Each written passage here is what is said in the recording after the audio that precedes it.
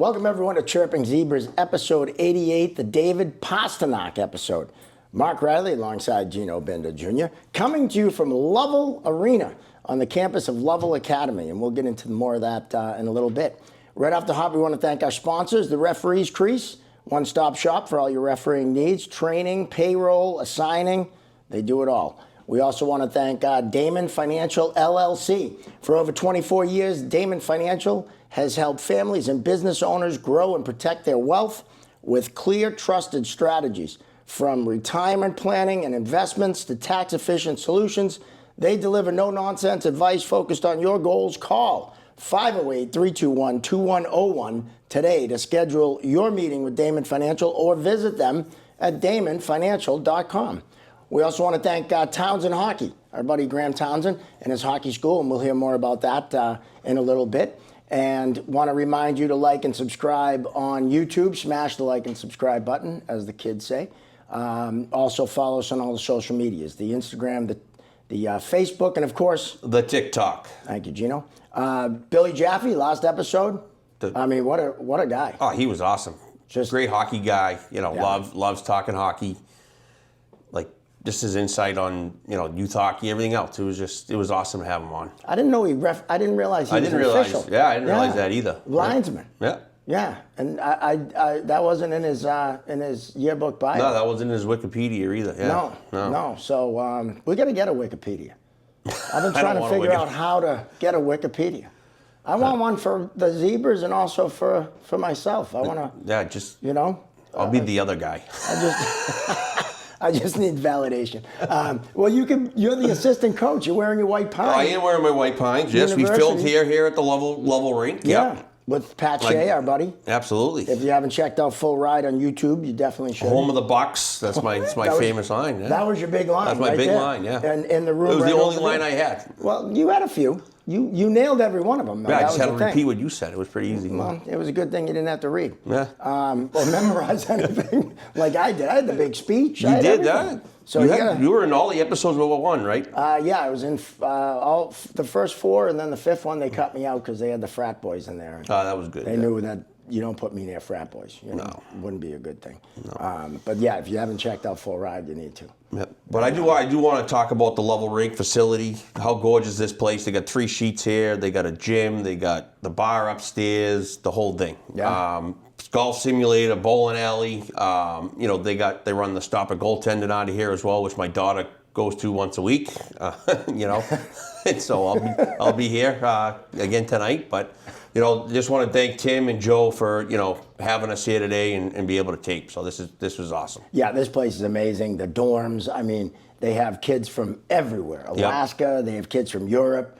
I mean, both boys and girls too. Both programs, and I believe U14 right up to U18. And they do a great job supporting the referees. A lot of kids that they're coming in from out of state. They're looking for something to do on the weekends, job, making some extra money. So they say, hey, you guys want to start refereeing? So they introduce them to us, and Referees Crease, we get them going. Yeah. So it's been a great relationship with these guys. So. Yeah, no, we're so happy that they're allowing us to tape here, and unless there's some natural disaster like an earthquake, I believe Tim and maybe Joe are going to join us on the next episode. Oh, that'd be awesome. We'll have to wait and see. I know when I say so-and-so is going to join us next, Chris Nyland calls and messes it all up. So no, that's true too. But we're in the building, so they better be available. If not, we can always come back. Yeah. Well, we love coming back here. So, yep. Well, without further ado, we have. We've had Hockey Hall of Famers. Yep. Right. We've had guys who have their numbers hanging in the rafters. Yep. We've had legend referees. Yep. We've had award-winning actors and comedians. We had Becca Peasy, who's in the Guinness Book of World Records. Yep. Right. But today is our first Olympian gold medal winner. I mean, that's huge. So without further ado, she won a gold medal with the United States women's hockey team. We want to welcome Gigi Marvin to the Zebras. Welcome, Gigi. Thank you. Thank you. It's awesome to be here. And like you mentioned, this rink is just gorgeous. I had a great chat, got to see the locker room down below, and it's beautiful. It's a nice setup for the girls here. Oh, yeah, they did a great job. Yeah. Yeah, it's amazing. Yeah, my daughter's 10, so she's here all the time doing skills, and like she loves that locker room, so she's like, I want to come here. It's a good recruiting tip. Yeah, right. Well, we keep taping here. Maybe you should get a scholarship. Yeah, hopefully. Just saying, right? Yeah. We pump up the Level Academy enough. Yeah, you know somebody. Maybe Yeah. make a phone call. Yeah. So anyone that's ever won a Stanley Cup, we've had Ken Hodge, we've had Derek Sanderson. We always ask them, what's it like to raise the Stanley Cup? What's it like to win a gold medal? I mean, it's got to be The insane. best. Yeah. It is. Like, it's the best. And I remember what was really cool. So you win the game. I mean, your gloves, your stick, your helmet just flies everywhere. It's like fireworks exploding from our bench because it was in a shootout where it ended. Like, it was a crazy game. And so the cool thing, so when we got our medals put around our neck, it was actually done by one of my old teammates. She works, she was involved with the International Olympic Committee, and she was one of the two that got to literally put the gold medal around some of her former teammates' necks. She was Ange Ruggiero, and she had been in, I think, at least 4 Olympics, and so I was with her teammate in 2010, and so like it was just fun to see a familiar face right off the get-go of here's your crowning achievement, and a familiar face is being able to like put it around your neck, and it was just like crazy. The feeling I have, like I can still, like you can see my smile. Like it's just insane when you have your arms around your teammates' shoulders and you're singing the national anthem at the top of your lungs. It's like you have these flashbacks of all the pain you went through, the injuries that you overcame, the late nights, the early mornings, the just time in the recovery room. The grind, exactly. And then all the people that helped you and supported you along the way. I mean, it's just the coolest thing. And then to be able to just celebrate that with everyone else is really fun and special. And the journey was really special because in 2010 and 14, you guys won the silver, which has to be the worst letdown. Yeah. I mean, it's an accomplishment, don't get me wrong. You still won you came in second in the Olympics, but it's got to be a letdown. Well, it is, and it's interesting. You even said, like, won the silver, and I'm like, yeah, we lost it. I'm like, did we win it? Like, I look at sports like speed skating or like track and field where you cross a line and you're competing with 8 people. So technically you essentially, like, you do win, whereas it's just 1 versus 1, and we lost and therefore got the silver, and it's just, it's so tough because you don't wait until the next day or wait until the nighttime to get your, to step on the podium, if you will, and get your medal. You get it immediately after the game. So like people are always, I remember hearing from the media and from the public being like, why are you guys crying? Or why are you upset? Or why are you disappointed? And I'm like, who isn't disappointed when they just lost the game? Like, I don't care if it's cornhole in the backyard or you're on the Olympic stage and 4.6 billion people are watching. Like, no one wants to set out to lose. Like, and if you are, you're not going to make that level. Like, no. So it's just funny to me, but you're right. Like, and so the crazy thing is with the Stanley Cup, right? It's every year. So you have a chance to win it every year. Yeah. With the Olympics, I had to wait essentially 12 years because I started with the U.S. program the year out from the Olympics. And so 4 years later, we played in the gold medal game, lost it. Another 4 years later, we played in the gold medal in Sochi, Russia, lost it in overtime, dramatic fashion again. Yeah. 4 years later, it's 12 years now where you only get like a certain amount of times. I was able to go 3, and I mean, so yeah, you're fired up. You're like so pumped. It's like the best to finally win one. Yeah, it's anyone who said why you're crying, they're obviously not athletes. Right. I've never understood that. I'm like, or even competitive. Yeah. Like I play games with my niece and nephew, and I'm like, I don't take it easy. Like, why would I take it easy on them in mini sticks or in anything? Oh, defeated at home, Yeah, exactly. I used to kick my kid's ass and shoot some lattice. You got to learn how to lose. All those smart board games, exactly. Yeah, build character right from the get-go is what I think. Absolutely. So. And so I think what the cool thing with the women's team especially is it's not different players or, a bunch of different players every year. It stays pretty consistent. Obviously, some drop off, new ones come in. Right. But that's kind of a real unique thing for the Olympic teams because the men's team, now that the pros play, there's certain guys that are always going to play, but it's not basically the same core of players. Mm-hmm. That's got to be cool. It was fun, and I think there were 6 of us who went from 2010 to 2014 to 2018, and obviously a larger chunk that went from 2014 to 2018. And so, yeah, it was really special and a lot of fun to be able to be like, yes, it's cool to be able to look at each other and be like, oh, 3-time Olympians, but to now say, oh, Olympic champion, you know?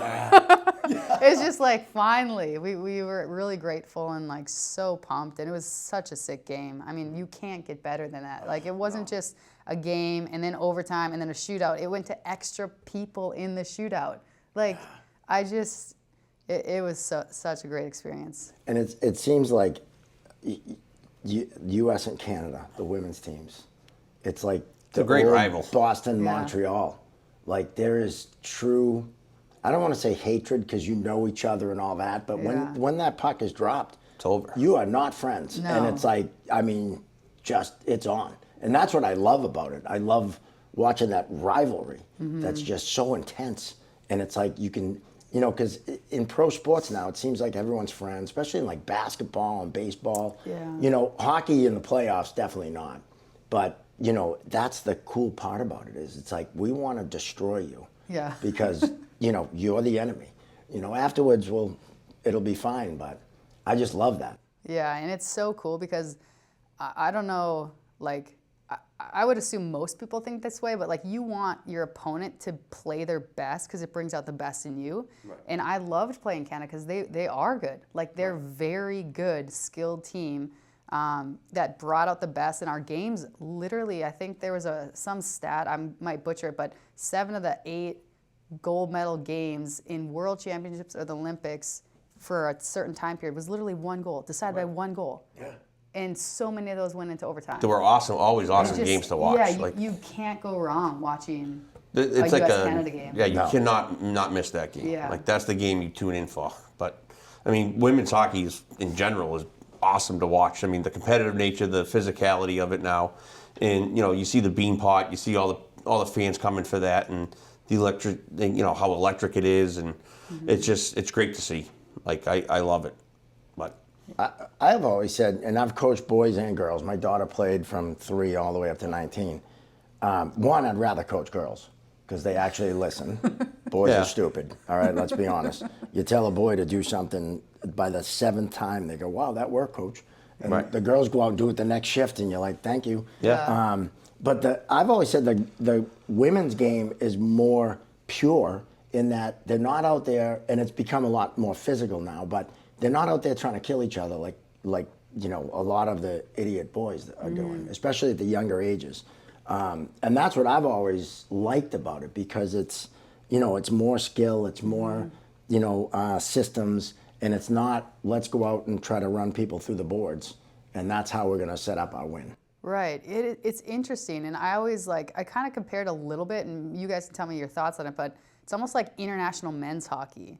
Because it's less focused on like those big, huge open ice hits or dropping someone on a forecheck, and more the east to west creativity, the north south, the dropping the pucks when you cross the blue line, and because you know you're not going to get like a Scott Stevens hit across the middle, right? Right. And so I just feel like there's more freedom to create and lean on your skill set. Because you're right, like in women's game, you can't hit open ice, but you can like hit. It's more physical along the boards, of course, and they actually like literally allow body checking along the wall in the Professional Women's Hockey League, and so it's fun because, and obviously the NHL has graduated into more of a skill-based league where there's less enforcers out there. But I mean, I remember growing up and being like, watching the Olympics, and I'm like, that is hockey, you know, like whether it was the guys or the girls, I'm like, this is skill-based. I mean, everyone loves a huge hit. Like I'm no different. I love the big hits, but the ones who like aren't able to add to the game, like I'm just like, well, I don't know about that. Like, can you skate? Can you make a pass? Can you stick handle? Can you deke? Can you score? If you can't, maybe it's not for you right now. So, but. Well, I mean, even with the women's game, right? You get these bumps, right? Like that's a great analogy what you just said there with the Olympic men, and you know. A lot of the girls aren't strong enough, so when I come and bump you off the puck, I got my stick on the ice, you know, I'm going to bump you off the puck, then the girl falls, arm goes up, right? But in reality, I just had out body positioned you, right? I didn't throw a check, I just kind of rubbed you off. And like that's the hardest thing in women's for officials to call in the game is the body checking, because along the wall, I just angled you, right? And then it's a big crash and everybody's arms go up. But now it's like they're letting that stuff go more and more. The game's a lot more physical now. And I think it's because of that, the pro game, which I love that they're allowing the check-in in the women's game, because it's just they're allowing it now without saying it's okay, right? Because they're just not calling it, right? So it's like, okay, that's a good legal play. And why? It's because it sticks on the ice and it went through the hands in front of the shoulder. It wasn't, didn't extend or anything like that. So it's like just very interesting how body checking evolved and where it is today, and how it is in the pro game and compared to the college game. Because I sit in all these meetings and all that, and college hockey's trying to get to that standard that the women's pro game is. And now, do you think it's a big jump from college hockey to pro hockey with the physicality? Is it that much of a difference? Or are these girls, like when they're making that transition from college hockey to pro hockey, is that a hard transition? Are they getting rubbed out? Are they getting injured? Or are they, adjusting to that body contact? I'd say it's definitely a hard transition. It's basically U.S. Canada is the best way I can describe it. Is the physicality. Like, you would wake up the next day and you'd be like, oh, I played Canada 100%. Like, by how your body felt, the bruises, the bumps, the aches, all that stuff. Whereas if you wake up against a different country, you're like, oh, that was a lot of skill and finesse, just because of how it goes and the aggression that you talked off the bat and the rivalry. And so it's a harder transition for college athletes who are used to that, to also to be skating in the zone and knowing that if they get angled along the wall, they're going to get a shoulder into them and drilled into the wall. Like, it's going to be an actual follow through where there's arm extension into the wall, which is if you're going with the play, that's a legal hit in women's hockey. And so if you endure that over and over and over, they're just not strong enough. It wears you out exactly. And mentally, you're just like, do I want to go in the corner after that puck? Do I want to cross the blue line with the puck on my stick? Or should I try to panic or am I going to panic and throw it away so I don't get that so I don't get hit last minute, And so it's definitely an interesting change as you see the players graduate from college to the pros, and those who can model their game in a hard-nosed way usually have success. But the athletes who kind of panic with the puck or else are fearful of getting hit, it's just tough. It don't last long. And I think that's why it won't transition in the college game for, they all think it's going to happen in the next year or two or next couple of years. And I talk to all the coaches and everything, because I supervisor officials for Atlantic Hockey America, so run all the women's conference there. And they're 4 years out. They're like, I don't even want to see this for 4 years, because it's not even happening in youth hockey, right? And these girls are coming in, now they got to retrain them. So it's they're not used to that, right? So it's, like you said, the skill set isn't there for all the girls to, handle that contact and be able to play the next day. Right? Should it be there, in your opinion? Well, that's the thing. We as players in the PWHPA, the association, wanted it. We're we play this internationally. Why wouldn't we, why wouldn't we play it every day? Right. And so, but I hear your point. We also had to have a tutorial video on this is what is acceptable, because we've never had that. Right. We didn't grow up like the guys where you have drills built toward this is how to have a successful body check open ice, or this is what you should look for and how you load your body up and hit someone as they're coming in the zone. Right. You don't have those drills, and when I was growing up it would have been peewees, but now it's Bantams, I think.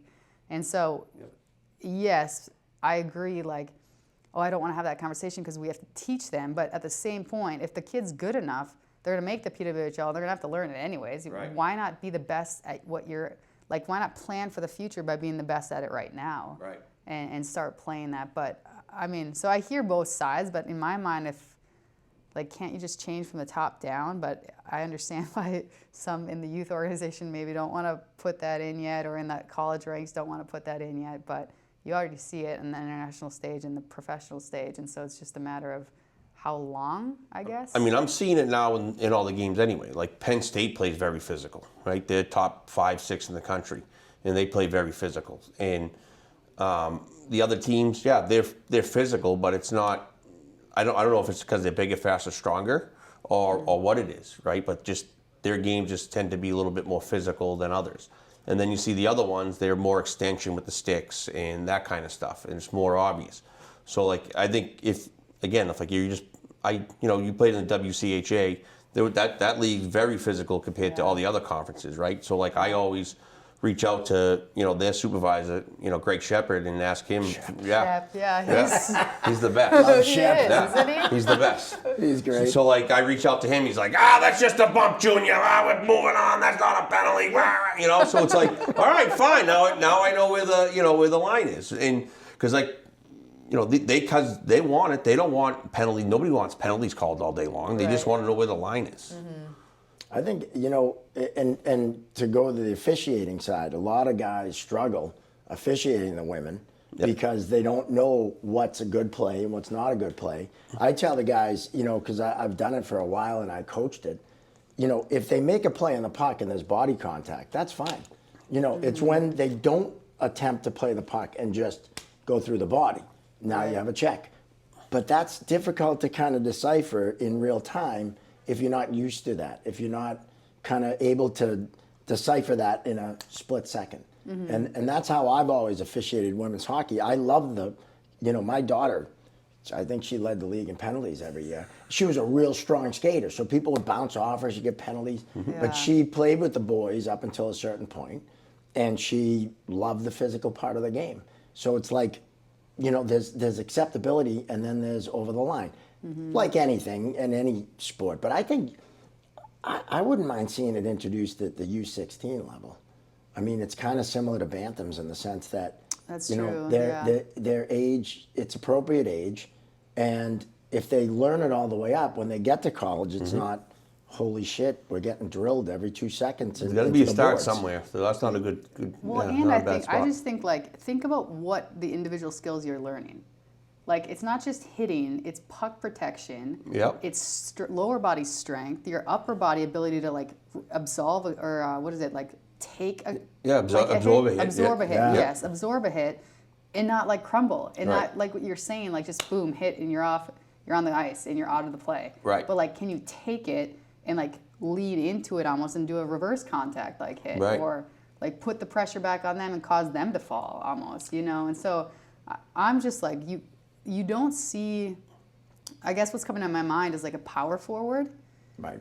How many, I'm thinking of in the women's game, do you have as athletes who are just unbelievable in the corners and unbelievable off the rush by dropping a shoulder and cutting in and getting a high danger shot, And so I'm I would have loved learning that as a young kid. I played boys up until I went to high school, but again, there was no in 8th grade, and so but there was no contact in 8th back then, Right.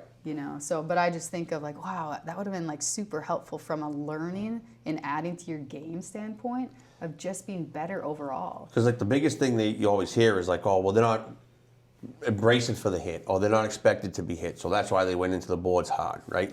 They're not bracing themselves or putting themselves in a position to brace for contact, right? You should always be bracing for contact, whether it's hitting or not, because you run out of real estate. And, you get the wrap and release, you take them in, probably not going to be a penalty, because it's hockey, there's no out of bounds, right? So you can't, you're going to hit the wall. So, I mean, there's ways to do it to not get a penalty. Yeah. It's a skill. You just said, it is a skill set in the sport of hockey, the physicality. And it's not just about putting someone through the boards, right? Which a lot of you see that in the men's game a lot, especially in college. There could be a penalty pretty much on 90% of the hits in college, and it is a skill set that I would say put it in U16. I'm all for that. Yep. I think, but what do I know? There you go. You know what? I have to correct.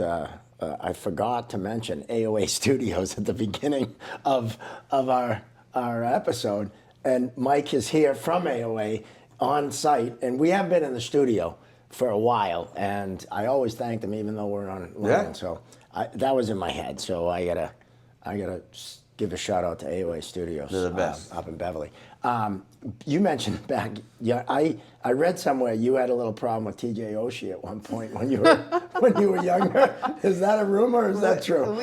Yeah, I mean, we're super competitive, and so we were on the ice together when we were younger, and I feel like I get told the story more often. Like, I'm like, I don't think it was that big, but like we got heated and we were just like probably just competing against in a small area game. Like it was just like open hockey, if you will. Yeah. Yep. And we have a ton of open hockey where I'm That's from. the Like, best, you just yeah. go out and skate. There's no rules. Yeah. You make your own Yeah. teams up, and so Oh, yeah. like you can Shinny see hockey, yeah. exactly. Yeah. And so like sticks in the middle Sticks in where the you middle, just baby. toss them out. Wow. Yeah. Yep. And you know those like now on the flip side, as you're watching like the kids on the ice, you're like, oh gosh, how are they going to handle that? Tempers are flaring. Yeah. Should we go out there? Should we not? Like it was one of those things with the parents and the people watching, and we were just like, we just kind of got up in each other's faces, and yeah, it was. No one had to pull us apart or anything, but like Rumor we were has just it like, you won. Yeah. That's what I think- heard. And I'm not shocked by that. I don't even know. Nothing It against TJ, was- but yeah, it with was- flow like he has, I can't see him winning a fight. I'm sorry. So, It was you know? it was pretty entertaining, but it was really fun. It's pretty cool to see how like our careers have kind of paralleled, because we both are from the same graduating class. So like we have a class of 113, 113 in our small high school. Two of us made the Olympic team in the same year on the same like sport. And crazy. the fact later, so that was in 2014, and then later, because we both did the same thing. Like we go to college, we went to rival schools, Gophers, and he was the Sioux, and then played pro, and then got to play for our team. But then you hit the highest accomplishment. In 2018, I won a gold medal. Like 5 months later, he wins his Stanley Cup championship. And so it's just like, yeah. and then now he's doing broadcasting and I'm doing, it's just so funny, the funny. different parallels that have happened. And it's Well, now it's we're gonna have to really- get him on the Zebras. You're on the Zebras. He's, I think that would be, he would be a good guest. Yeah. I think he would be a good, you got he's to great use your guest, yeah. hometown connection right there. So that's cool. You played in Minnesota, right? We're here at the Levels. Annabelle Levels committed to Minnesota, and I don't know what she's 16, 17, so she's probably going to go in a couple of years. Like, do you have any advice for like young girls or anybody going into their freshman year, what to expect? Like any advice to give them? And Yeah, I think, well, the first thing that honestly comes to my mind is there's normally a little fear, a little like uncertainty. Can I play at this level? These players are really good. I'm sure that she's been watching some of those players in the league for a while now, and you can get intimidated. And I don't know, I would just say like you are good. You've played this game. If they can remember like who they are as a person and as a player and what value they bring to the team, like you can't go wrong. Like I think if you start off with confidence in who you are and the humility to be coached, like be humble and willing to listen and learn that you're not going to be able to dangle everyone. There's only a few people who can like make that jump and right off the bat make an impact where you're dangling and like, but it's really rare. It's super rare.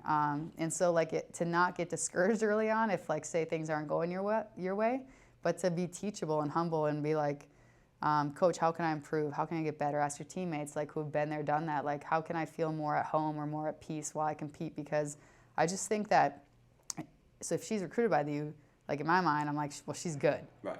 So like how can she bring that? And usually the thing that limits our potential the most is fear of failure or doubt or like internal factors. It's usually not something on the outside. It's not like, oh, this team is really good at shutting the opponent down. No, it's like it's the fear that keeps us from being who we are literally meant to be, and compete to our full potential. And so, like, I'm excited for her. I'll be cheering for her because I love the Gophers. Right. And I hope that she remembers who she is and what she brings and why she was recruited, because there's a reason she was recruited to one of the best schools in the country.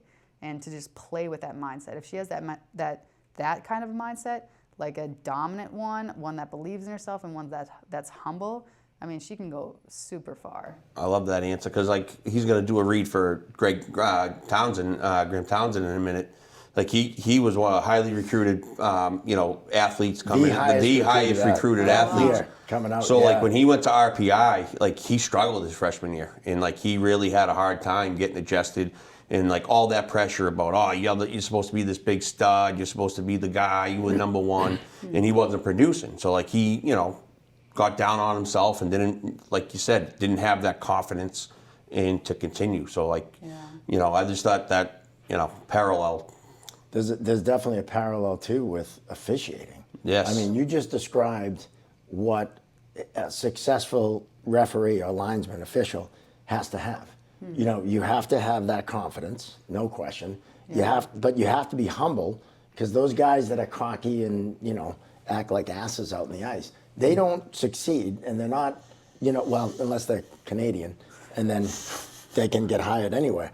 I mean, might be a personal bias on my part, but you need those things to be successful as an official, and that's why we always say officiating, playing, it's all the same.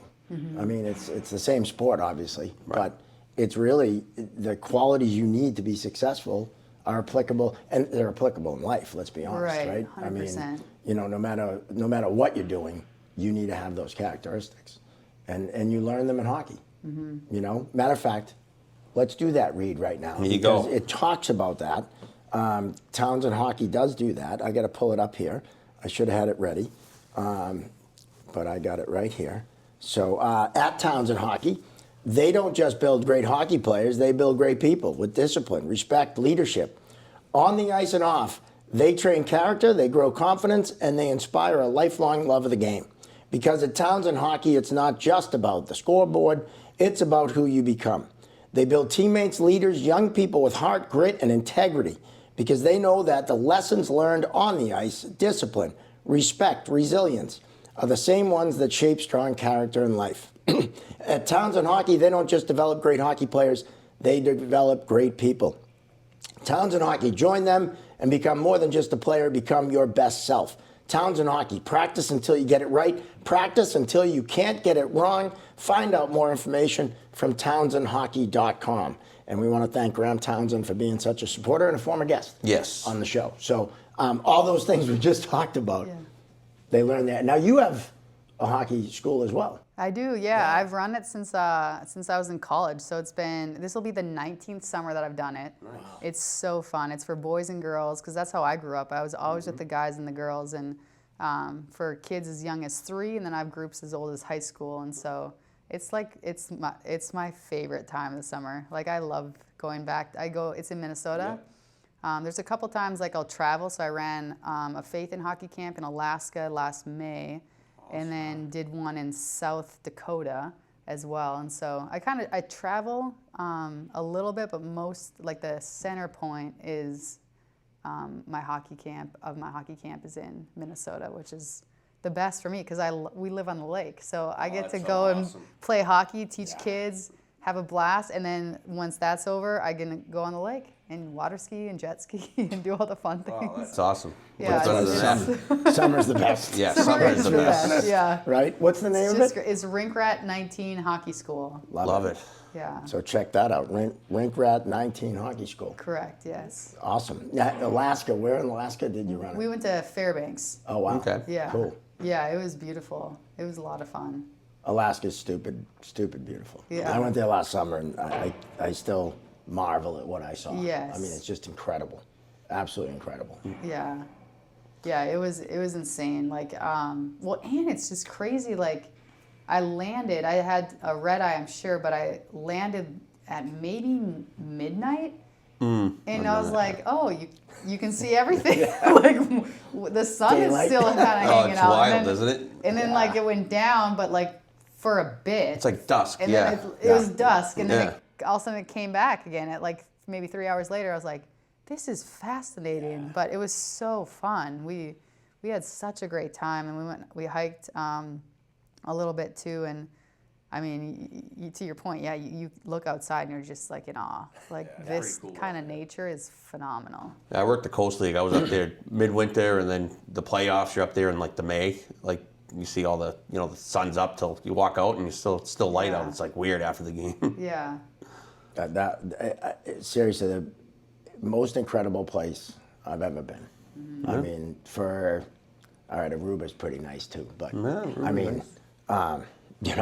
Mike got married in Aruba, so he knows. But yeah, Alaska was incredible. It was just insane. And shout out to Travis Jackson, our buddy. Action Jackson, who not only sponsored a couple episodes, but took me around as my tour. He was my tour guide and showed me everything. So that was really cool.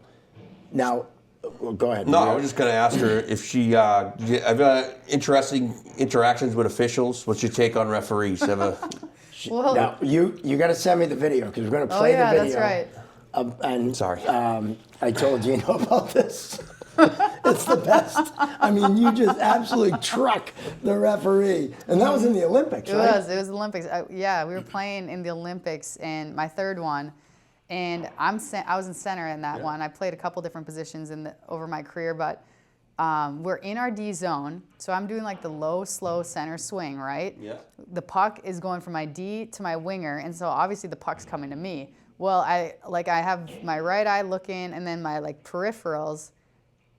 I see like someone's like right here, so I'm assuming it's got to be Canada. So I literally am just like holding up because I'm like, I don't want to get a penalty. Well, then I like look a little like she comes into focus. It's the ref.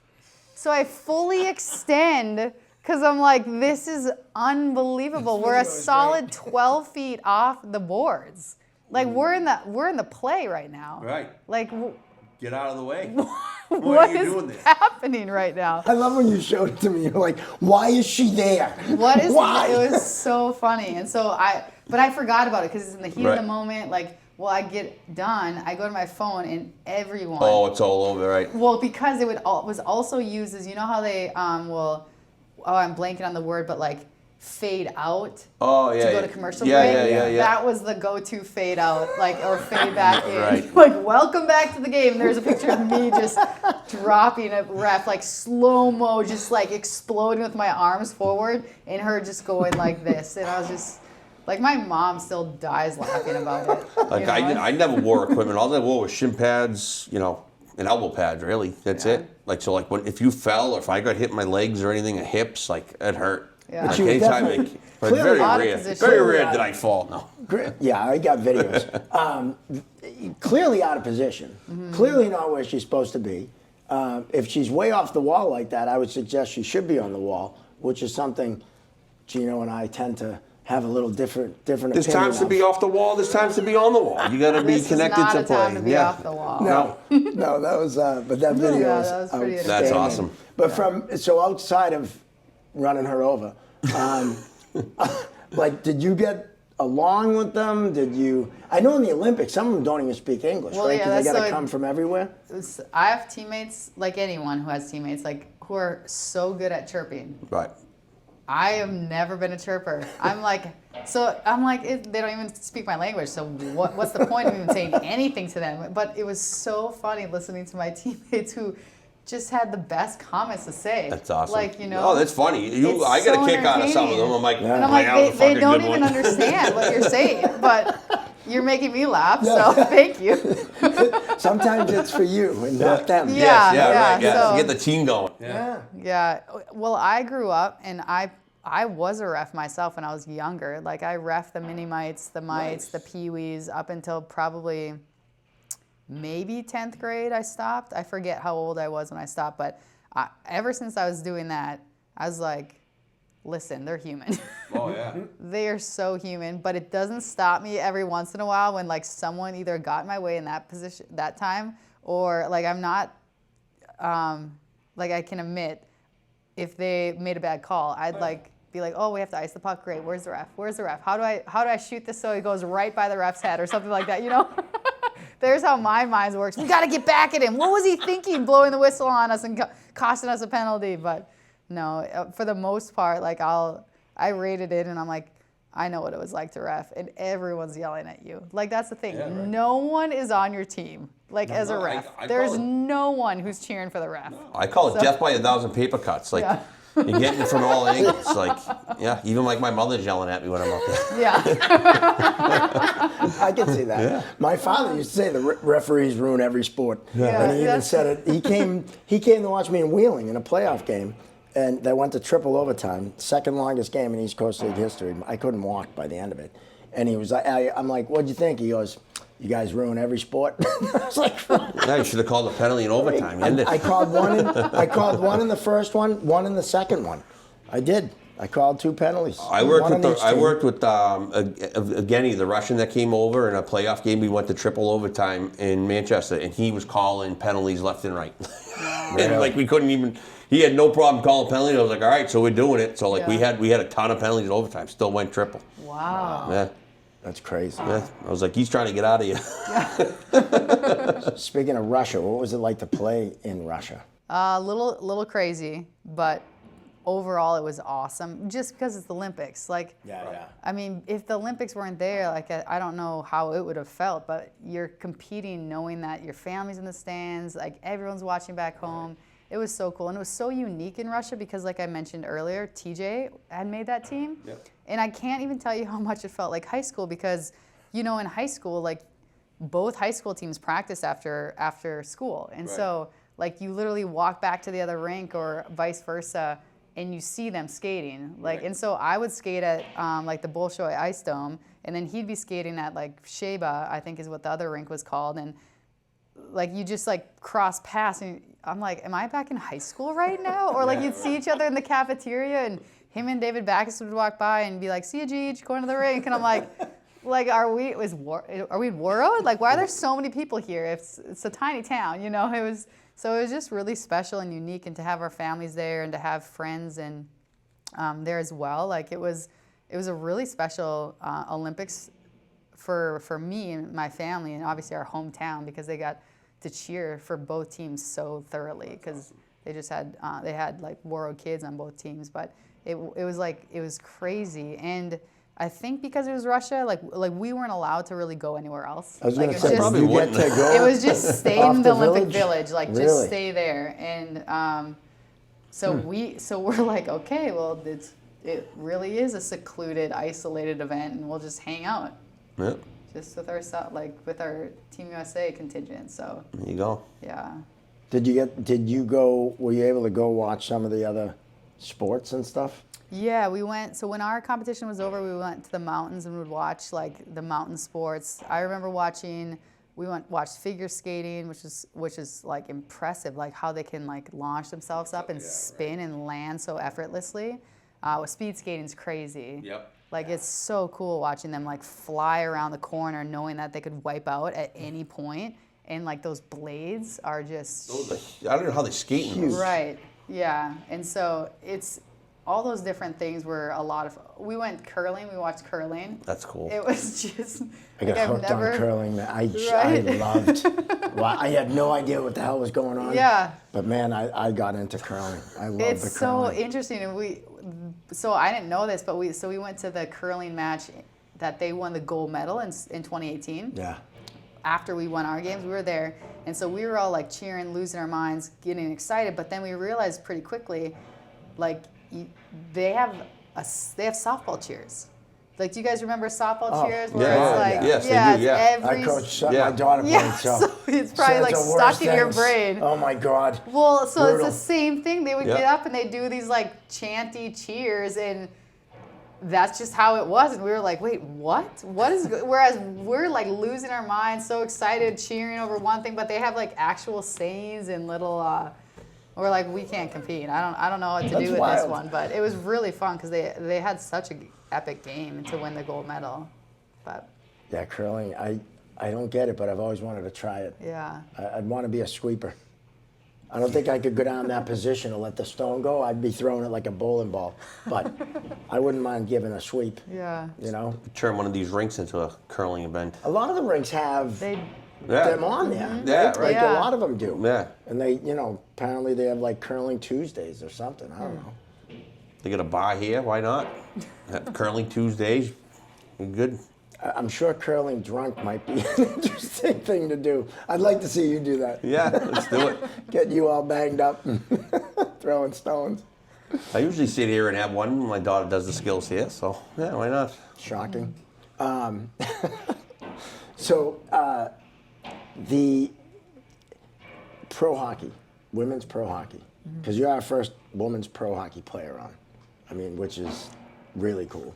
I wish it didn't take so many We've had a episodes, pro but- women's referee on Kelly Cook. Yeah. Yeah, Oh, well, we had she's Kelly great. Cook. Yeah, I she's- played with her. We had Yeah. Kelly Yeah. Rolstad right on on. too. Yep. Oh yeah, We had Rolstad. her Yep. on, Yep. and Two. Yeah. yeah, we've had two, and we also had Stephanie Wood on, who didn't play in the Olympics, but she played at Northeastern and coaches. But you're the first pro player we've had on. So what's it like to? Because when you were growing up, there was no women's pro league. Right. Right. It was get to college, play college, Tried for the Olympics. Try for right? the Olympics. Try for the The Olympics. Olympics was the thing. Yeah. Right. which Yeah. not many Ultimate. people make. Yeah. Right. I mean, very that's- few. And then you're done. Yeah. So now it's pro hockey for women, which is cool. So what's that like? It's insane. Like I can't even tell you how emotional it is to skate out because obviously I was the oldest player in the league, so I know it, and I've been through the ringer of like, we don't have a locker room, we don't have an equipment manager. Who's gonna sharpen our skates? Oh, let's go to pure hockey. Like little things that like everyone thinks they have, or consistent ice time. I'm like, you don't understand. Yes, I'm say whatever age I was at the time, and I'm playing pro, but my niece, who's 10 years old, has more scheduled ice times at a more conducive time frame than I do as a pro. Like people never understood that, like how challenging it was. And so for me to be in a league that is so players focused, where you have all the support, like an equipment manager, I'm like, guys, you don't understand what it's like to not have to spend $7 every at least once a week on getting your skate sharpened. Like, or what do you do if you're at a game and you don't have, like, you lose an edge? Yeah. Like now you have someone who can immediately like pop the blade out, put a new one in, and you're set and you're good to go. Or like just little things like that. And so I remember having all those emotions and those memories of what it took to get here and getting out on the ice for warm-ups. And you see all these little kids along the glass, boys and girls, but especially thinking about the girls because they're like, they actually have an opportunity to do this one day. Yeah. Right. You know, it's the coolest thing. Like these unreal. girls It's have an awesome. opportunity to not just be, to your point, of an Olympian, which is one of 20 or one of 23, depending on like the rules. The roster, right? Yeah, the roster size. So like one of 20 versus one of, let's say, like 140 because there's 8 teams in the league. Yeah. Like that is amazing. And then from there can hopefully make the Olympic team if they have a desire to. But yeah, it's so cool. I remember skating out there and just being emotional, being like, wow, this girl who's say 10 gets to see what she could possibly do now. Like it's a reality, whereas I didn't have that. Like it's cool to skate in someone else's reality when I didn't have it myself.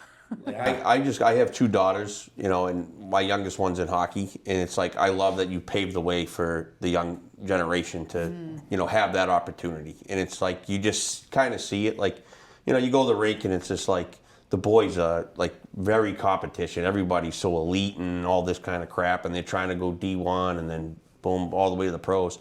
Now the women have that same track and that same path and all that. So it's like it's just great to see because like the women's game has grown and like tripled our workload as a sign as a referees because there's, you know, women's hockey is at every level, and there's not only just one team, there's like 3 or 4 teams, like 3 or 4 Mike teams, like all these programs have. So the women game's just grown so much, and it's great to see that when, you know, when they do have something to strive for, it's awesome. Well, it's when you think about it, it took long enough. Yeah. Right? And like we always talk about, the NHL is the last major league to not have a woman official. They're the last one. All the other major sports have a female official. Basketball, NBA, MLB, and the NFL. Wow. And there isn't a female official in the NHL. I know there's some out there that are better than half the freaking guys that are doing it. And I've said that before. That's nothing new. And, you know, with the Women's Pro Hockey League, it's like, let's make that next step. And, you know, because we both have daughters. My daughter played, Gino's daughter plays. I've always been kind of partial to women's hockey. Let's get a women's official in there, you know? Yeah, that'd be awesome. There's a couple that are working the Olympics that, you know, they got a really good shot to crack the National Hockey League at some point, but it's got to break that barrier down. And, Yeah. you know, they're just as good, if not better, than the ones that are out there. So if you can do the job, absolutely. And one thing I don't think people realize too is, and I don't know if it is like that now, but you guys that played in that pro league also had regular jobs. Right, that's another thing I that didn't was even mention. like that's Right, yeah. something that people Like, don't we're- realize. Like, oh, pro hockey players, they sit around all day. Yeah. No, because No. you're not getting the TJ Oshie $80 million contract. That's the thing. I'm like, yeah. And so thinking about just skating time, we would skate at like 9 or 10 at night. It's like a beer league, and ice time scheduled. Right. Why? Because people are teachers, people were in law school, people were engineers or biomedical engineers or scientists all these things. Right. Because or coaches, Right. some were like D1 coaches. And so how do you train when 75% of your team is not available at an ideal opportunity or an ideal time frame to train? So we're just like, this is something else. So people, I don't think many people knew at the time we were like quote unquote pro, but I think that was just defining that we were non-collegiate athletes essentially. Yeah. We Well, were you were getting paid post-college. to play. We were post-college Yeah. athletes. Well, It's probably the Post-grad. better way to Yeah. say it. Now it's definitely professional in the way that they take care of you in the Professional Women's Hockey League. Like there is support staff, there's athletic trainers, there's dietitians, there's meals that are provided, there's the transportation is taken care of, the hotel, like everything you can think of that normally you would assume that is associated with pro hockey and how we communicated it before is actually now in effect. And so that's one of the coolest things to see that this league is, and marketing, like how cool to be able to pull up social media and see like your athletes being so well marketed and shared because they're so talented. My daughter's town team, Weymouth, did the Ford River Bridge, and they did the colors of the fleet. So cool. it was awesome. Yeah, pretty is cool. Yeah, it's an awesome green and but it's awesome because the product's great, right? And we're going to a game on the 3rd, on December 3rd at Aganis. Like her whole Terrier team's gonna go. So it's great for the community. It's great for women's hockey, and it's awesome. Yeah. And you from when you first played in the pro league to now, like you said, you didn't have all those things, and now they do. It's kind of like, again, you guys paved the way. Like I immediately think of Derek Sanderson. His contract dispute that made him go to Philly. They wanted to pay him $75,000. Arguably one of the best players at the time. Outside of Orr and but he played with him, getting $75,000, and now you see, shitbag defensemen getting $700,000, $800,000, $1 million. That's a a year. practice. But it was kind of like they paved the way, even though he signed a $1 million contract, and his story about that is fantastic. If you haven't watched that episode, you should. But like you paved the way to go through that. Going to pure hockey to get your skate shop, and to now seeing, wow, this is now what it should be. Right. What it should be.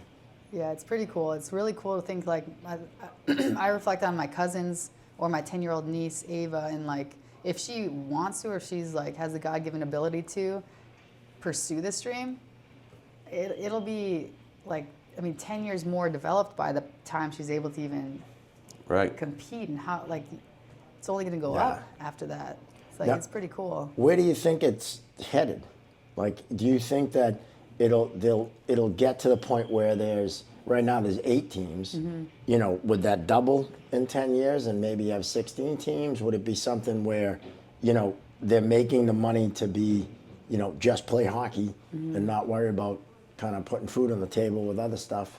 Do you see that happening? I would assume that they would expand. I mean, again, I'm not sitting in league meetings, I don't know, but as a fan who just watches the game, this Olympic cycle, they've already added 2. So they went from 6 to 8. This Olympic cycle, I think, is going to be huge because women's hockey is notoriously one of the highest rated or highest watched games at the Olympics. Yep. And so, like I said, 4.6 billion people are watching the Olympics, and then how many of that chunk is watching women's hockey? So for the PWHL to capitalize off that, I think they're only going to grow. And I mean, I would see at least 12 teams is the bare minimum within, for sure, 10 years. But I would guess they would try to even do it sooner because, then you could have a conference. Then you can actually have Western Eastern Conference, and it could be a little bit more.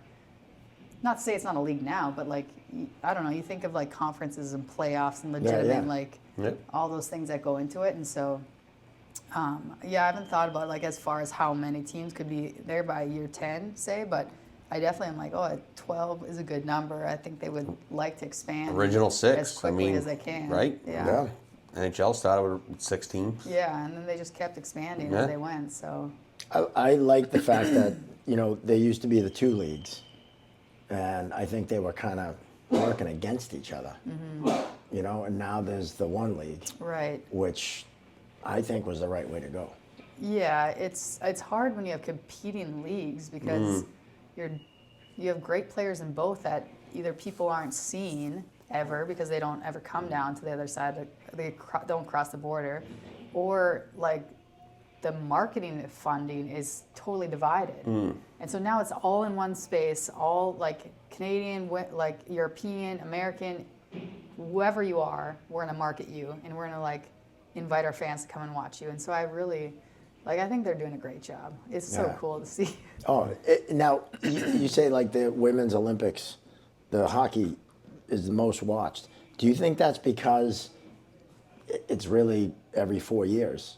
And prior to now, there wasn't a lot of women's hockey outside of college to be able to watch at that high level, like the highest level. I think people love to watch good product, as you're mentioning. But then also, I think back to one of your first few comments, the rivalry. Yeah. Who doesn't I love a want a rivalry. rivalry? I love rivalries. It's my the favorite. best. Yeah. And if they're competitive, if they're within one goal, you're not going to turn the TV off. No. And if you're a casual observer, you're like, whoa, this is intense. I want to watch this versus a massive blowout. Right. And so because it's always going to be U.S. and, I shouldn't say always, but typically it's going to be U.S. Canada, and the Americans are super invested. Obviously the Canadians are too, but you can't go wrong. Who doesn't like watching a rivalry game where you're playing for the highest stakes? Right. Yeah. It's just, you're on the edge of your seat. You just love it. I feel like that when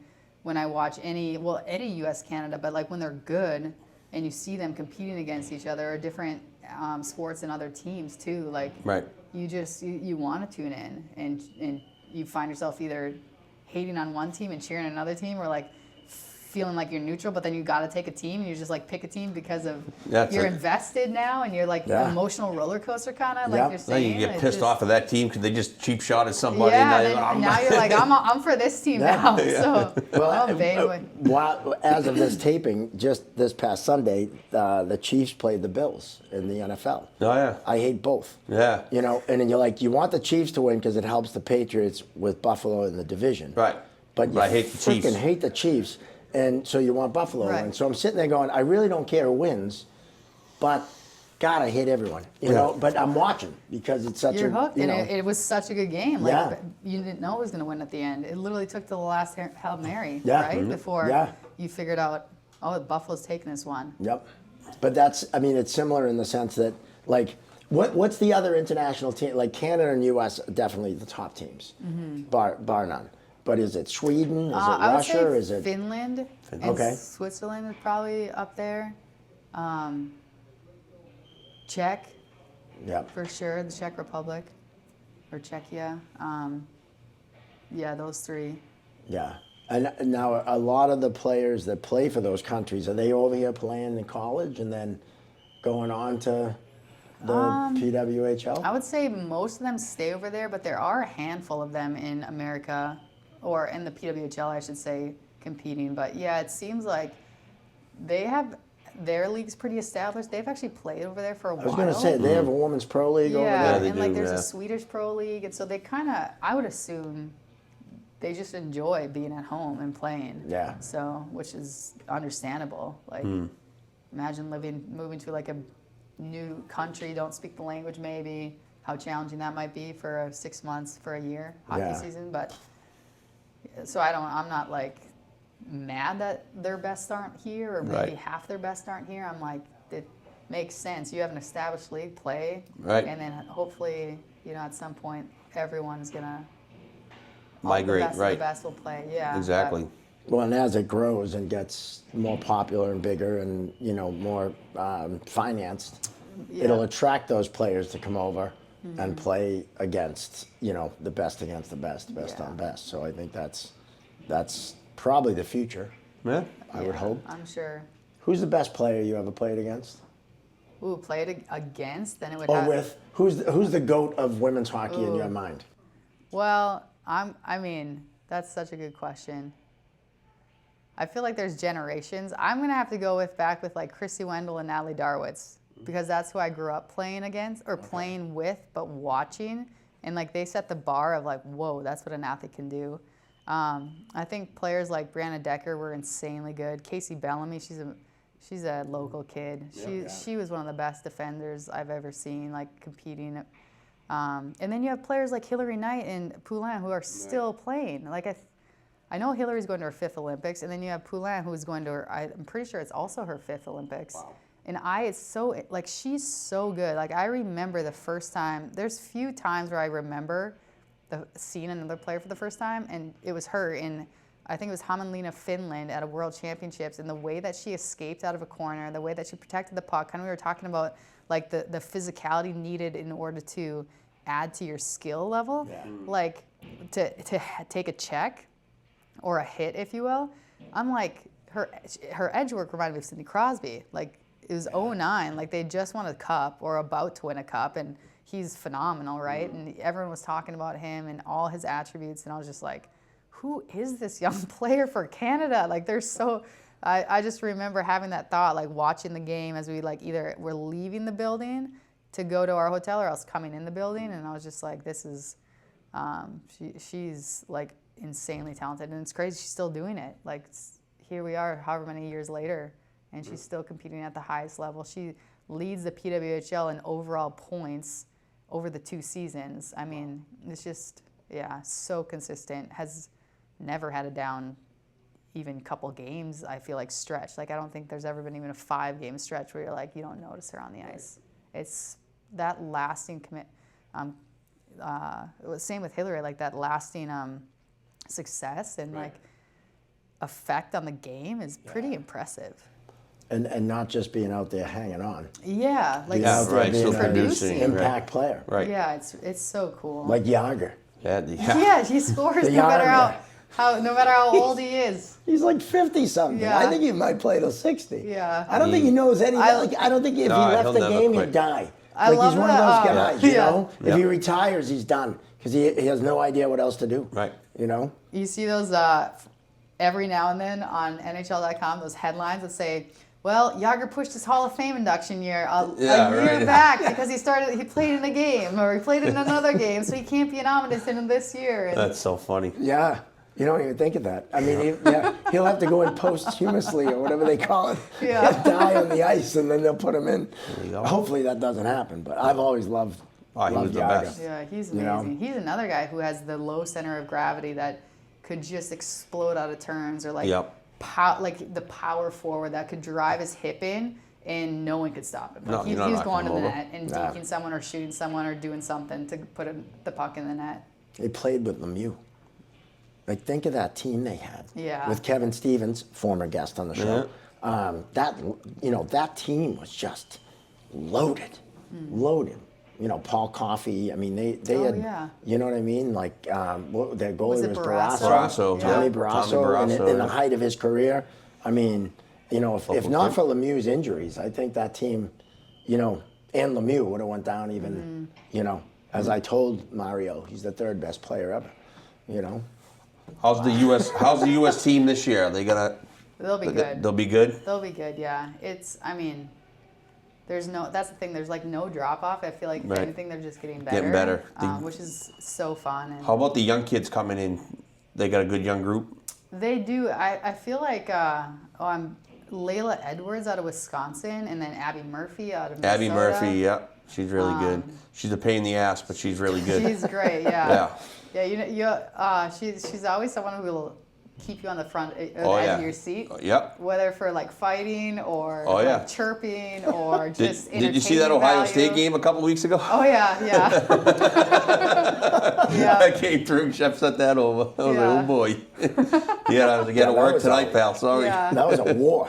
Oh yeah, he had a lot to fish through. Yeah. But yeah, she's really good. I think Tessa Janicki, she's on that team, right? Yeah, She's you're on right. Penn State. Yeah. I don't know, I saw Wisconsin play the other day. They're phenomenal. Yeah. Like they're top to bottom, just unreal. They've always been good. Like always. Mark Johnson is one of the best coaches ever. Yeah. Like it's incredible the talent they get, but then like what he does with the talent. Right. Yeah. Like none of those girls went down. Like I was at the women's icebreaker, and just they don't get knocked off the puck. They don't go down. Like you see other girls, like they get bumped, they're going flying into the wall or whatever. Like they're strong, compete, tall. Yeah. It's dominant.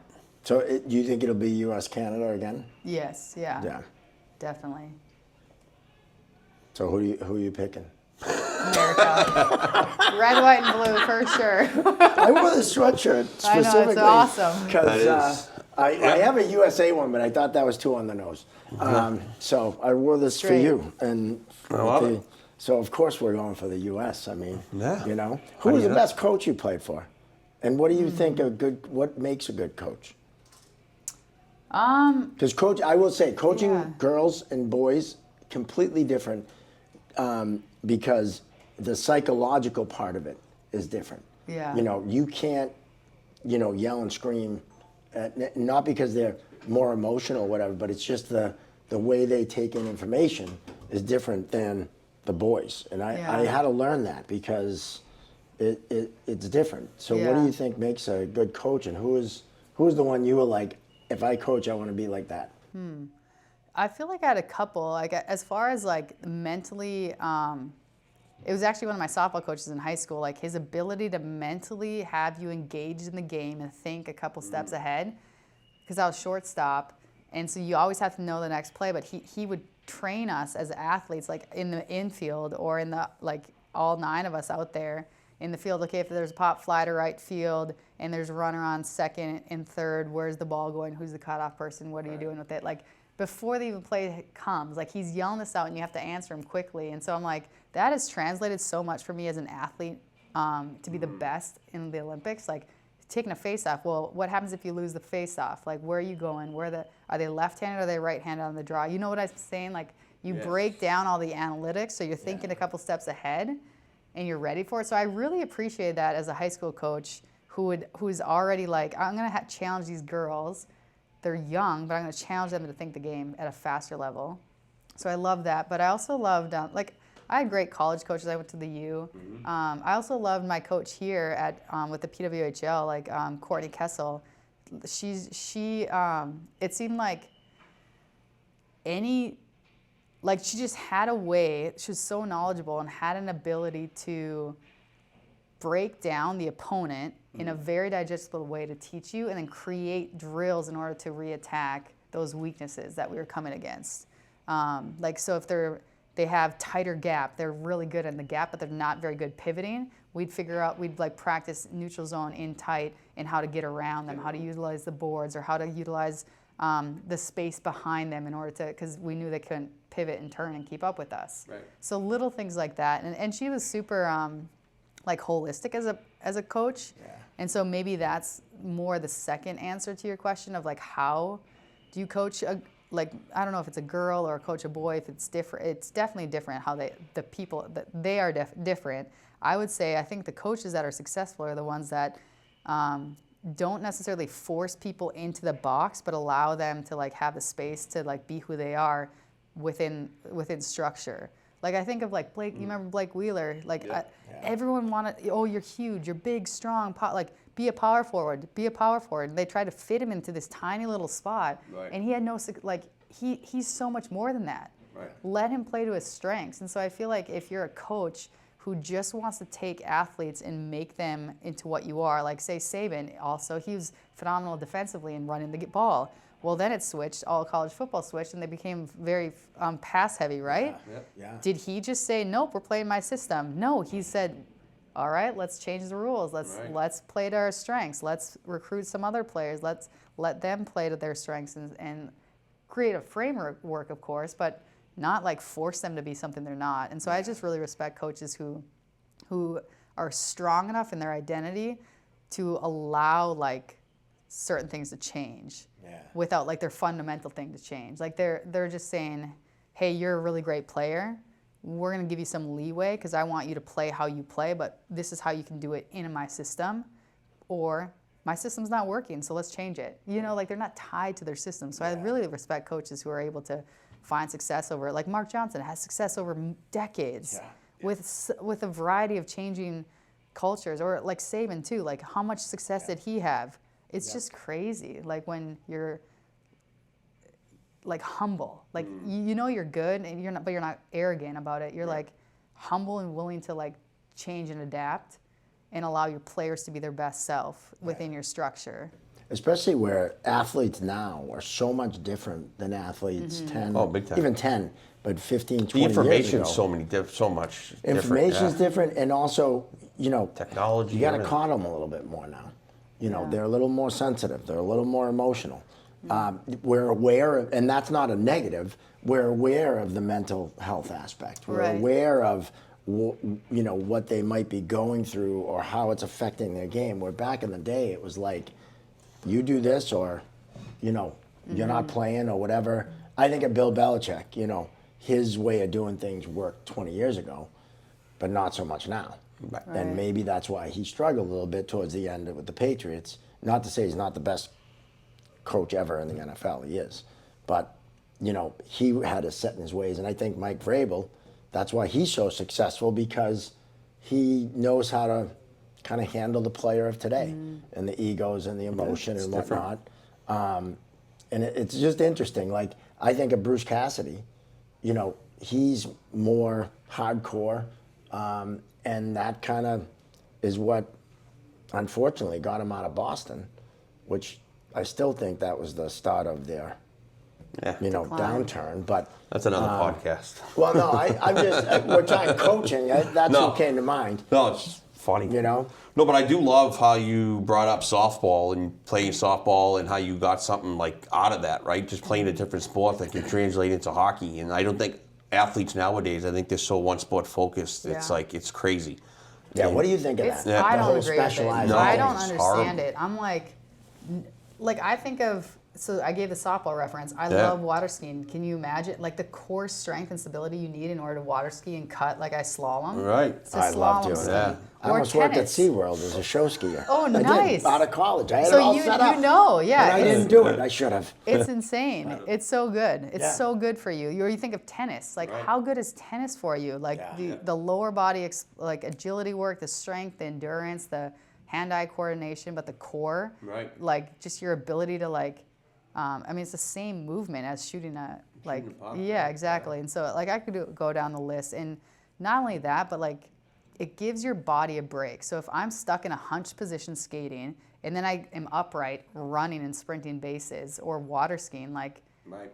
Different muscles. different muscle groups, you're strengthening your overall mental well-being too, and you're taking a break. Like, I mean, it's hard enough as a pro because you're doing it year-round, you know, and all the pros need mental breaks. But yeah, I've never understood that of people who specialize, like.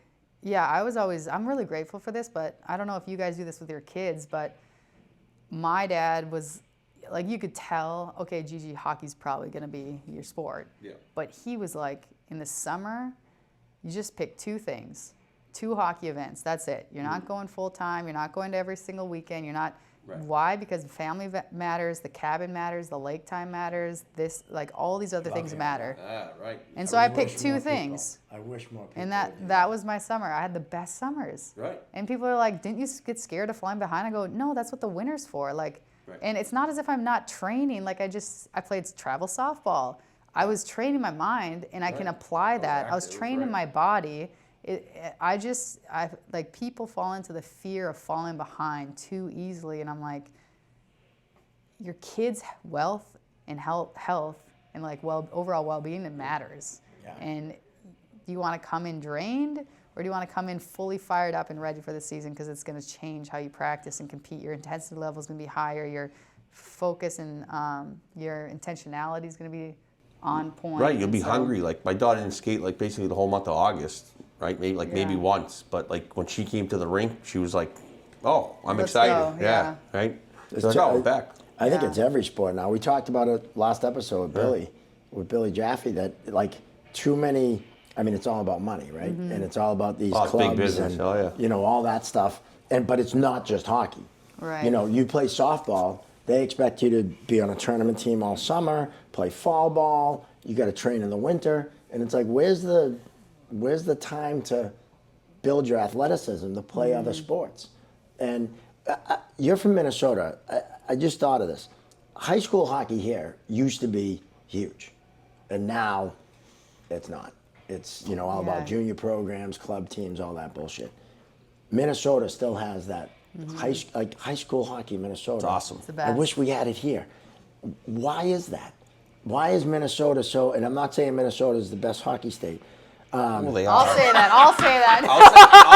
I'll second it with her. I've been there. I will second that. I say it all the time. I say it all the I time. had to say that. Yeah. You know, but they do it right. Why is that? Because the corporations aren't involved? Is there less clubs out there? Is it more about playing for your town? Yeah, it's all about the youth hockey development, like the community model. It's a community model. And so imagine growing up, and so like this is how my childhood was. You wear the same colors when you're young, and like I remember going to like say I'm 9 or 10, so I'm a squirt. So I play squirt hockey, but I'd go to the high school game and I'd be like invested, like this is my team, like this is where I'm gonna play, like this is where my brother's gonna play, like this is our colors, the black and gold, this is who we play for, the Warroad Warriors, like this is like it meant something. These are my neighbors, my friends, you know. It just became like this, it's just what you do versus here it's all disjointed. There's nothing you really belong to or feel ownership of. You're like, I'm not gonna grow, it's a question mark unless your parents know where you're gonna go, but like there's not this like link from squirts to peewees to bantams to high school, or on the girls side, as you go up the 10U ladder to 8U, 10U, as you go up, there's like confusion. It's like, oh, I could go here, or should I do that, or should I do that? Whereas, and then you like no one comes to the games. And I'm like, that's so sad. So not only is it disjointed, but then you don't have those young youth players coming to games because they're like, I don't know if I'm a part of that program yet, so why would I go support it? And so like you see high school parents at like the prep school games is what I found. But you go to a high school game in Minnesota, you see all those youth kids because they're banging on the glass. They're like, It's town pride. It's unreal. Community pride. But Billy, which we don't have. But Billy also said that the town hockey and the programs aren't very good. Well, they're not very good because of the club and all that, you know, the poaching. You know, they they pulled take the the talent. best They kids. took the talent away. Because like when I was a kid, Right. we played, there was no clubs. There was, St. Moritz, I think, was the only club. But that was kind of like an adjunct thing. But there were no clubs. And we played for our town. And when we played another town, it was a fucking war. Like we hated other towns. And it was awesome. And, you know, when we got to high school, not all of us went to the high school of the town. You know, we kind of scattered about to different private schools. I wish we all did go to the town because we would have won 4 state championships. There was that many players in my town. But that's what was fun. And that's what's gone here. All right, I'll say it. Minnesota's best hockey state. State of hockey right there. But that's why. Because they do it right. And maybe it is because, I mean, there's so many corporations involved. And, you know, we've talked about all these companies coming in and buying up all these programs and rinks. And I love the word disjointed. That's what hockey is here in Massachusetts. Yeah, it is. Disjointed. And it's funny, like just hearing your perspective from someone that's in Minnesota coming here and looking at the dynamic and it's like just shaking your head at it. Like, yeah, I'm like, I'm like, who does a youth player go and watch? Like, what high school team did they support? Like, they must not support a high school team. They must just skip over that like progression in general and just go right to college. Or that's right what to they do. Like she's a NHL. junior terrier, so she plays for the junior terriers, so she naturally roots for BU. Yeah, which is like I get that. I see, like I used to have a Gopher jersey when I was little, but I also had a high school jersey. Because I was like, this is my town, and this is who I'm playing for, and this is the best. Like they were our first role models, like these older players, and so yeah, I remember coming out here and I'm like, wait, what's going on with, like, you don't, I just was so confused, and Right. Which it is okay, like you're saying. They just have a different structure, but I wish really it didn't. appreciate Like our the- structure. No, your structure is better. It's phenomenal. And it's not like you can sit here and say, well, these club programs produce better players. Minnesota produces tons of Top-end players, talent, right? yeah. And with that model, Yeah. right? And is there, like the junior teams out there, it seems like, you have your USHL teams, but it doesn't seem like here where there's a junior team around every corner. It's like Southie. You have a cousin on every corner. Yeah, right. You know what I mean? Like a convenience store And a liquor store and a bar. a bookie and a drug dealer. I don't know. Southie's definitely different. It's sad because that's like just hearing you talk about it. That experience you had it's like better. It's better because people jump from this I'm not on the tier 1 team, so I'm going to this program. I want to stay with the this coach red isn't as long as playing me. possible. I don't want to buy new equipment. You'll have to find another program that wears red. That's what you'll have to do. But it's just, I wish it wasn't like that here. I really do. Fine, you convinced me. Minnesota. I worked the NCHC for six, 7 seasons, so like I was always in Minnesota. Like it's awesome. Yeah. Loved it. Yeah, well, Rochester had a team in the USHL. Twin Cities had one. I think that was the only 2 in Minnesota. But so it wasn't like here where you have a junior team here in Walpole and everywhere. They have North American League teams all over the place, but yeah, I mean they do have their. But kids it's like from all high school, yeah. the high school kids don't leave. A majority of the kids, maybe there's Majority. one. I'd say a majority maybe don't one or leave. two. Every now and then. Or the top end may play in the USHL, but Yeah. you don't have kids jumping, all the kids jumping. I don't know. It's just it's a cool thing. I love when they show, they do the videos with the Hockey team hair, Oh, yeah. right? And then you see the building's got 32,000 people for a freaking high school game. It's like, that's good shit. Yeah. Like, that's cool, All right, we're not going to solve that problem, though. No. Not here, sitting in the Lovell Academy. But the academies are all jumping up. Although I think it's a cool concept. Like Jaffe, what Jaffe said, I was really like the split season midgets was a very good good take because like they're just playing games into their high school season. They're not getting good reps. They're not getting good coaches. They're not playing systems. They're just going out there playing as individuals. And then they go to their high school team, and now they got to get readjusted. And and like where's the development? Your 15, 16, your prime years of your high school years, and you're just out there just go play, right? Just games are more important, right? Instead of just working on your skills or even coming up with something like a 3-on-3 thing before the high school season just to work on like a different part of your game, right? Or something that's beneficial than just going out and just killing each other for an hour, right? Like that's what these kids are doing. They're not playing hockey. They're just out there trying to kill each other, run them through the boards. And it's just like, what are we doing? And like these academy teams, you see these guys here, they're practicing right now at like 1:00 in the afternoon in October, right? So like maybe And it's full season. Right, it's full season. It's full season. Right? So like where's that development model going? Is it changing or what? I don't know. Yeah. But that's the high school. The high school's got to figure that out. Yeah. They won't. And all those kids, when we referee those games, tell us how much we suck. Oh yeah, And that's how why they know more. I don't do them. They know more. Although I've had 10-year-olds this year tell me they know more, which Well, is they probably interesting. do, but On certain things. We didn't bring up NESN because you're on NESN, you're broadcasting. Yep. What's that like? It's fun. It's great. Like it's so.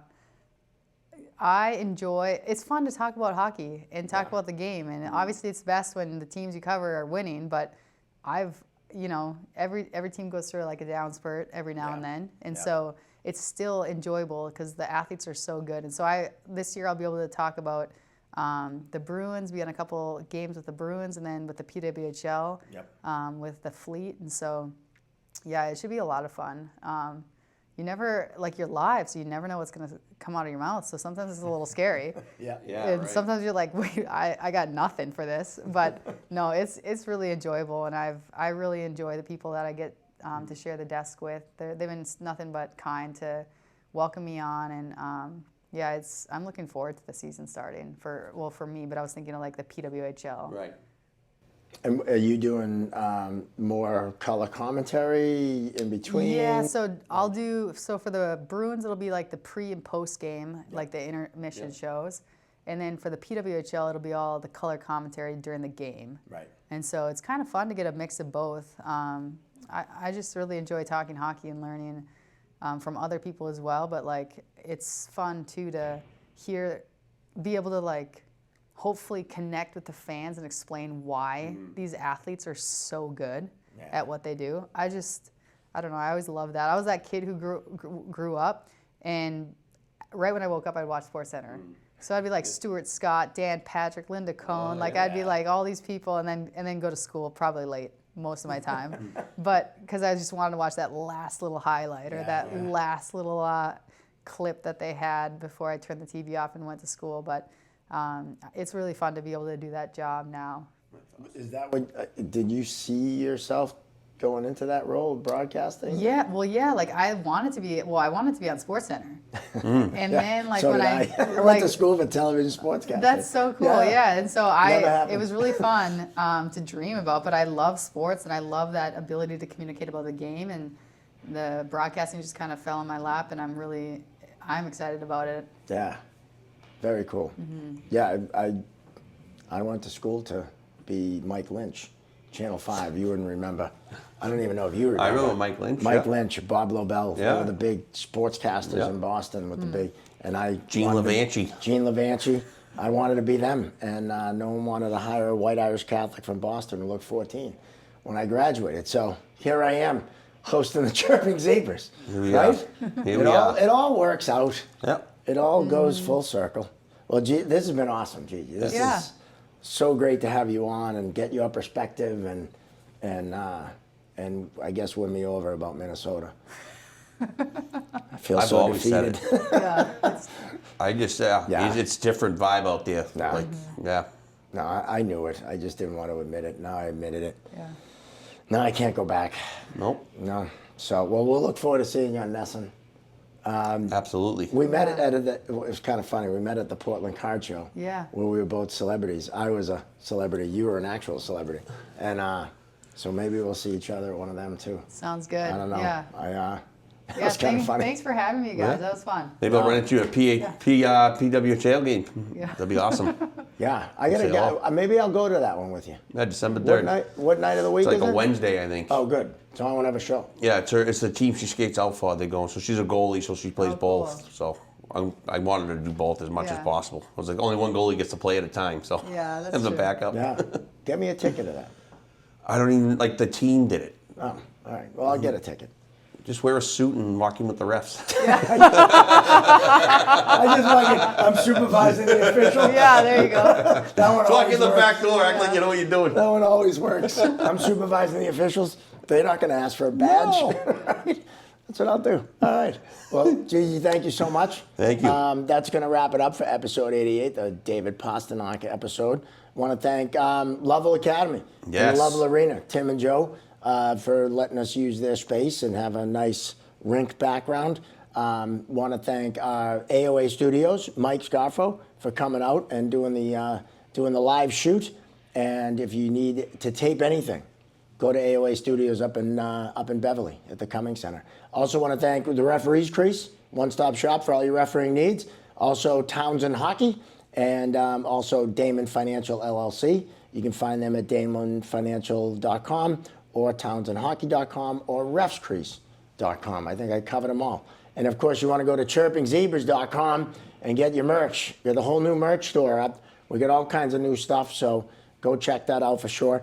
Like and subscribe on YouTube, and also follow us on all the social medias, the Instagram, the Facebook, and of course, The TikTok. absolutely. So My for yeah, it's just that you nail it. That's It's the like best. it's like in full ride. You nail your lines. That's They're it. short, succinct, That's what you are, succinct. That's a good vocab word. All right. We'll end on that. So for Gino Bender Jr., for our guest, Gigi Marvin, and I'm Mark Riley saying so long. We'll see you next time right here on the Chirping Zebras.